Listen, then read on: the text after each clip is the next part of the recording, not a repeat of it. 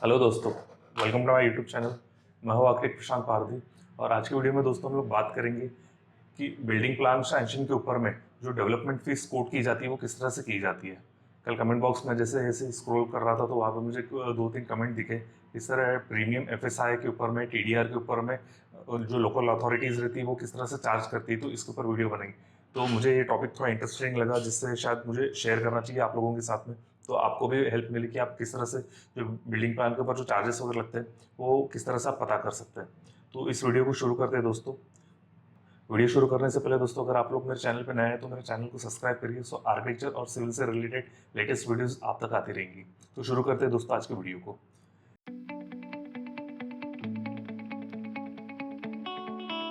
सबसे पहली बात दोस्तों कि हमें सबसे पहले समझना है कि जब आप बिल्डिंग प्लान आप सबमिट करते हैं तो किस किस टाइप के एफएसआई जो रहते हैं वो हम लोग यूज़ करते हैं। तो इसमें सबसे पहला जो बेसिक है वो है हमारा बेसिक एफएसआई, जो कि 1.1 का रहता है। ये ऑल ओवर महाराष्ट्र में कुछ म्यूनसिपल कॉर्पोरेशन को छोड़ के बाकी सारे जगह पे यूनिवर्सल है, तो सारे जगह पे जो बेसिक एफएसआई है वो 1.1 का ही है।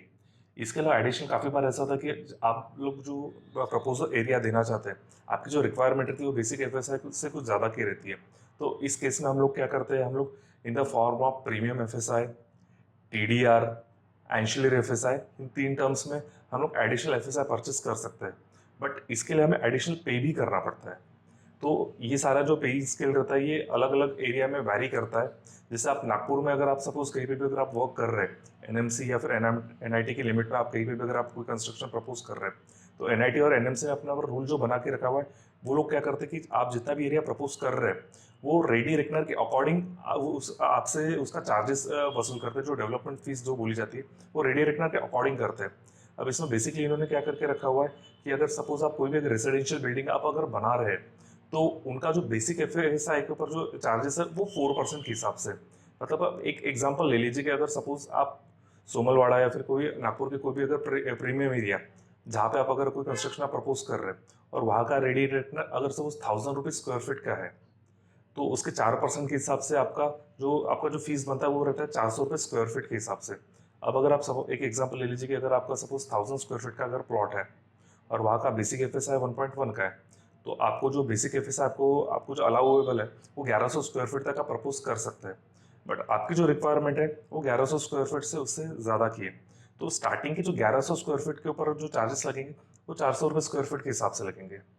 उसके बाद में अगर आप सपोज अगर आप एडिशन जो परचेस कर रहे हैं तो वो एंशिलरी के ऊपर में, उसके बाद में हमारे टीडीआर के ऊपर में और प्रीमियम के ऊपर में जो चार्जेस लगेंगे वो अलग से लगेंगे। तो मैं इन चारों चार्जेस को आपको इसमें डिटेल में बताऊंगा। तो सबसे पहला जो बेसिक एफएसआई है उसके ऊपर जो चार्ज लगता है वो लगता है रेडी रिकनर का 4%। तो आप अगर सपोज आपको सबसे पहले क्या करना है कि आपके जो लोकेलिटी है वहाँ पे जो रेडी रिकनर का रेट दिया हुआ है वो आपको सबसे पहले पता करना है कि वहाँ पे एग्जैक्टली क्या है, तो उसके अकॉर्डिंग आपको कॉस्ट निकालना ईजी रहेगा। तो बेसिक एफएसआई के लिए वो लोग रेसिडेंशियल के लिए 4% चार्ज करते हैं।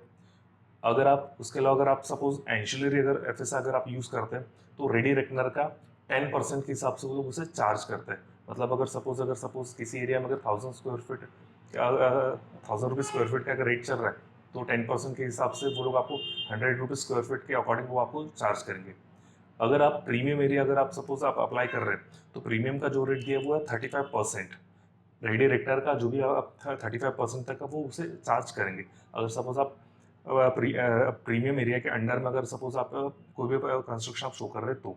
इसके अलावा दोस्तों अगर आप टीडीआर अगर आप लोड कर रहे हैं तो टीडीआर के लिए जो चार्जेस है वो है 45% के। तो इसकी वजह से काफ़ी बार क्या होता है, जब भी आप टीडीआर लोड करते हैं तो उसकी वजह से क्या है आपकी जो डेवलपमेंट फीस रहती है वो काफ़ी ज़्यादा हाई आ जाती है। तो टीडीआर का जो रहता है वो 45% रहता है, बट इसमें जो टीडीआर लोडिंग रहती है वो 30-70 के रेशियो में रहती है। 30-70 मतलब आपका 30% आपका रूरल में आएगा और 70% आपका नॉर्मल में आएगा। तो इस तरह से इनके चार्जेस लगे रहते हैं। इसलिए इसकी वजह से काफ़ी बार ऐसा होता है कि अगर सपोज आप किसी अगर मेन लोकेशन में अगर आप सपोज आप कोई कंस्ट्रक्शन आप प्रपोज कर रहे हो तो वहाँ पे आपकी जो डेवलपमेंट फीस रहेंगी वो ज़्यादा रहेंगी।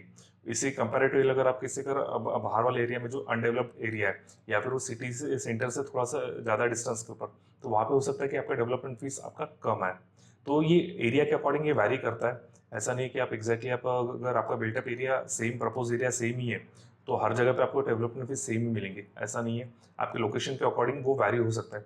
इसलिए आप जब भी अगर सपोज आप कोई भी एरिया में अगर आप प्रपोज कर रहे हैं, तो सबसे पहले वहाँ का रेट आप समझ लीजिए, और उसके अकॉर्डिंग फिर आपको कैलकुलेशन करना ईजी रहेगा। सिंपली ये है कि परसेंट वाइज उन्होंने कोट करके रखा हुआ है, और उसके अकॉर्डिंग कुछ और एडिशनल जो चार्जेस रहते हैं वो लोग ऐड करते हैं, जैसे कि बांधकाम से रिलेटेड हो गया, वो रेन वाटर हार्वेस्टिंग से रिलेटेड हो गया। इसके भी कुछ कुछ एडिशनल डेवलपमेंट चार्जेस वो लोग उनके डेवलपमेंट फीस में ऐड करते हैं।